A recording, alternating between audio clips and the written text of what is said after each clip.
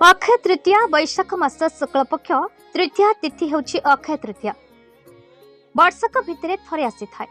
ए दिन को चाष और चाषीर दिन कहले किछि अत्युक्ति हेब नाही। एही दिन को चाषी कुल बिल को हल लंगल धरी अखिमुठी अनुकूल करिथाए। एही दिन एपरिकी केउ आवाहमान कालरू पुरी जगन्नाथ जगन्नाथंकर रथ काठ अनुकूल होइथाए। तेणु कटक सदर अंतर्गत 42 मौजार बराळाठारे उत्कल विकास परिषद ओडिशा पक्षर पवित्र अक्षय तृतीया अवसर में अक्षिमुठी अनुकूल पारंपरिक भाव में पूजार्चना कराई चाषी बिलरे हल करी अक्षिमुठी अनुकूल कार्यक्रम अनुष्ठित हो जाइछे। एथिरे बसंत चरण स्वाई, रवीन्द्र कुमार महापात्र, श्यामसुंदर सामल, आर्तत्राण विश्वाल, श्यामसुंदर चौधरी, कामदेव पात्र, सुदर्शन प्रधान, उत्कल विकास परिषद ओडिशा समस्त सभ्य वृंद जोग देथिले।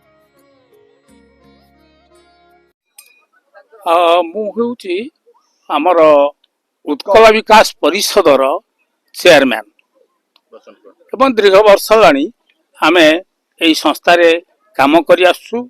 ये जेते बंधु देखुछंती प्राय समस्त उत्कल विकास परिषदर जीवन मान आजीवन सदस्य। आज कौन आपनकर चासी और चाषर दिन कहले कि अतिरिक्त बने से दिन पई आपण कोन कहबा चाहे? आज गोटी दिन आसीची जोड़ा कि एमती वर्षक थरे आसे।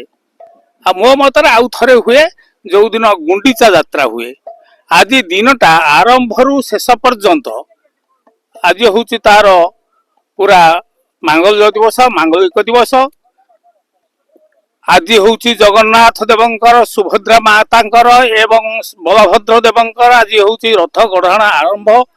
चंदन यात्रा आरंभ जो 42 दिन चंदन यात्रा हुए जगन्नाथ पुरी रे, से 21 दिन बाहर 21 दिन भीतर हुए।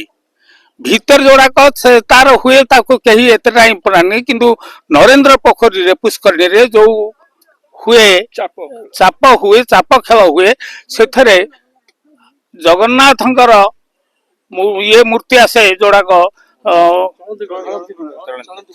हाँ चलंती प्रतिमा, भूदेवी, श्रीदेवी एवं मदन मोहन एवं रास्ता एवं पुरी सहर भितर जो 5टी महादेव अछंती सेमाने तांकर निजर प्रति मु जो उत्कल विकास परिषदर कैशियर आ मु दीर्घ संस्था रे 20-25 वर्ष हलानी एठी सभ्य अछि।